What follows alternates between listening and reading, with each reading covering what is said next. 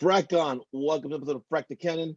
I am joined by the cabal of frackers, by Sara, Hello. CJ, Yo. Tyler, Yo. and Mr. Kenny. It's my goal to be like Thor and lose that post-COVID weight. I am working out too. Dude, you're better shape than I am right now. But alrighty. Me too. I gotta lose the gut and maybe stop going to the bar so much. Like every day. All right, here we go. So we're gonna react to the Thor 4 trailer, the second one, the story one, right? We go in, hitting record in 3, 2, 1, play. Kids, get your popcorn now. Let me tell you the story of the space Viking, Thor Odinson. He was no ordinary man.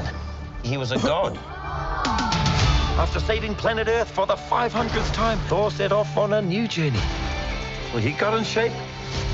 He went from dad bod to god bod. And after all that, he reclaimed his title as the one and only Thor. Oh, spoke too soon. Jane?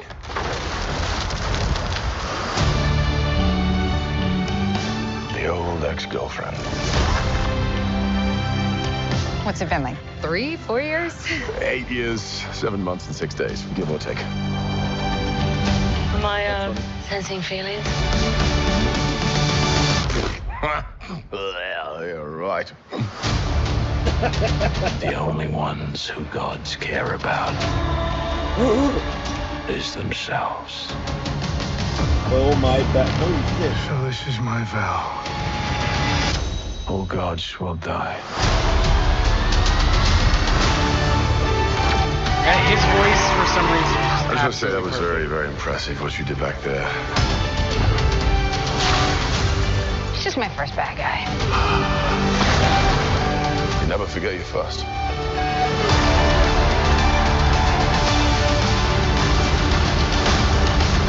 You are not like the other gods of kill.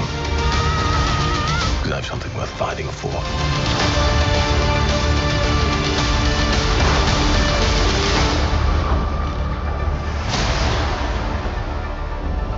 Let's see who you are. I take off your disguise. Flick. Oh, you flicked too hard, damn it! Should we help him? And eventually, grape.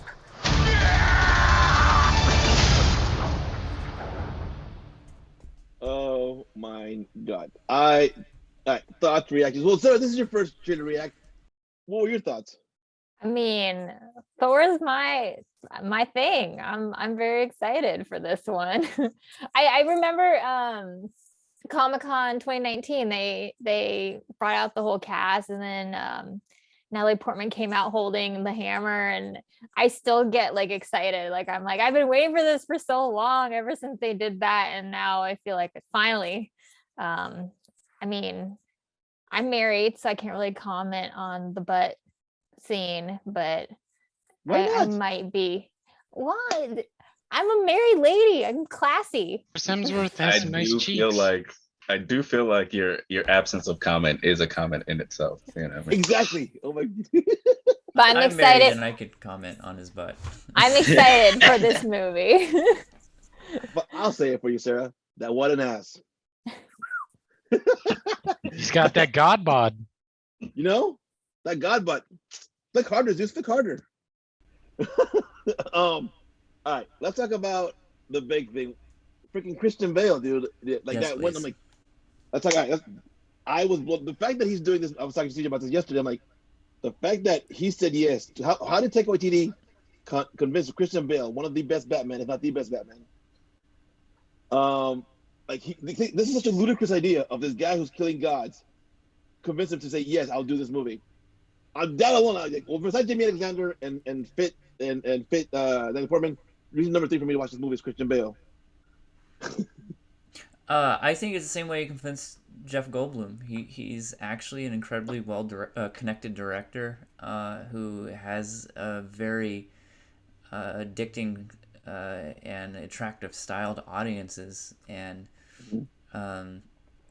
it hasn't gone unnoticed. And I think with Christian Bale, what surprised me most is not only is he, in my opinion, the best Batman, but also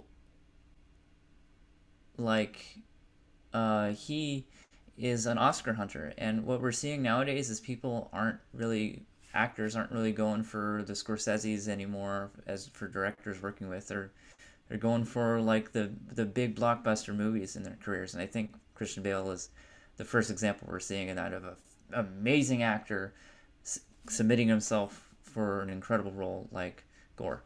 Yeah, I want to piggyback on that thought because Christian Bale, if you just think about what he's done from the mechanic to Batman, that body transformation alone shows the Dude, effort yes. he's willing to put into a role that he truly believes in.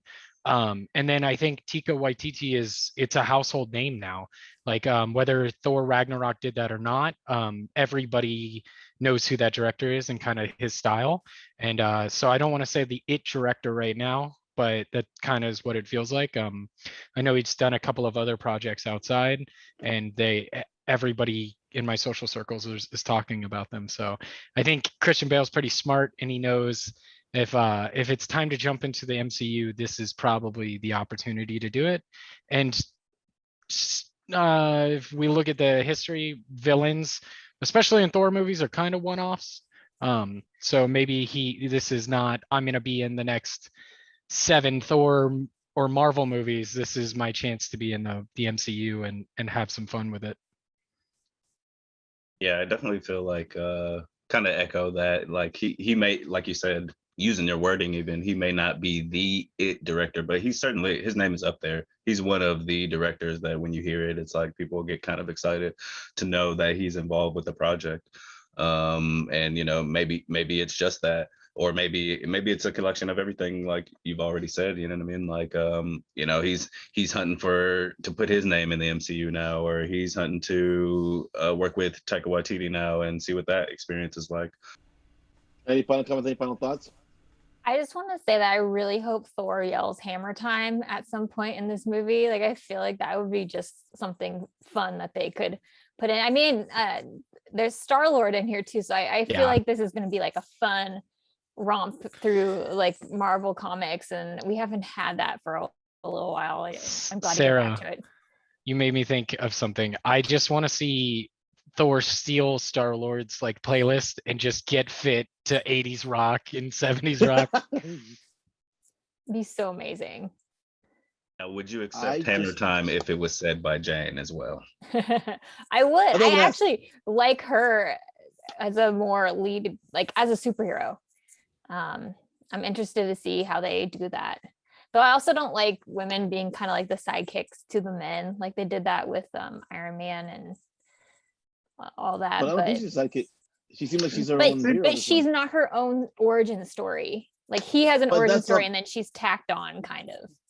But that's what they've been doing also too with Falcon, and other people like. Yeah, but for women, it's a huge, it's a major thing. To that thought, does this maybe end Thor's story, and then Jane is Thor 5 is Jane's moving forward? Yeah. Ooh, good question. It's a great question. If you like comics, if you look back on it, like besides like X-Men, like the only woman that I think is her own person is kind of Wonder Woman, Electro, Black Widow. It's still not as big. It's well, I said besides X-Men.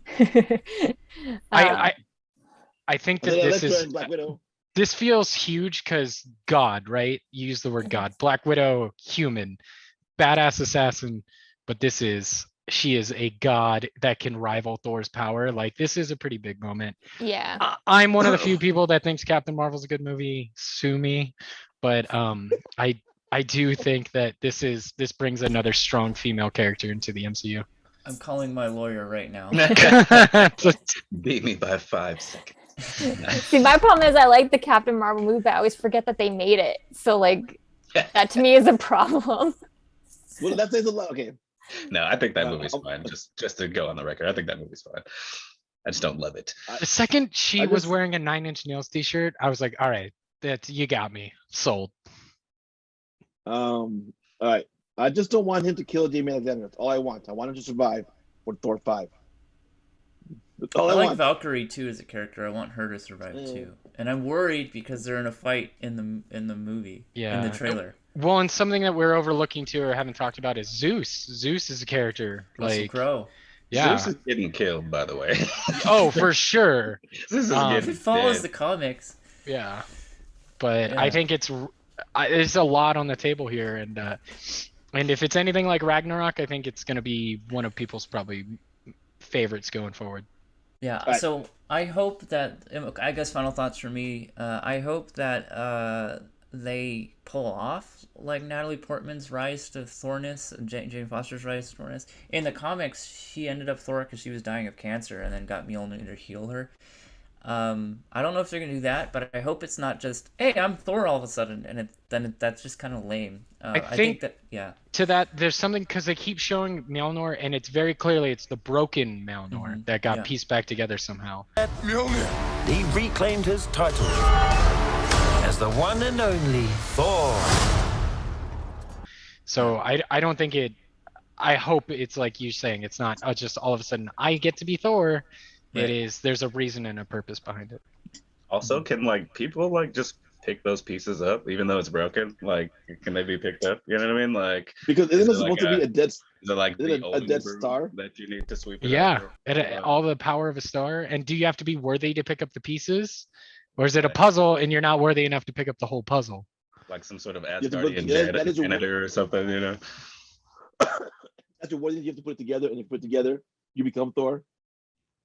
This is such a weird Alrighty. tangent because I just got it out of Lego, so I'm literally gonna have the pieces and put it together sometime soon. So So Sarah, what you're saying is when we inevitably do the Thor: Love and Thunder review, you're gonna come on and you're gonna hold your Lego Mjolnir yeah, and have the Lady Jane head piece too.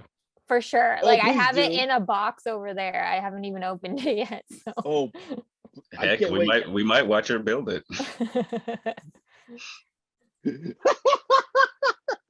Alrighty, wrapping it up. Thank you guys for joining for this episode for this quick react. We'll see you same fracking time, same fracking channel. Frack off.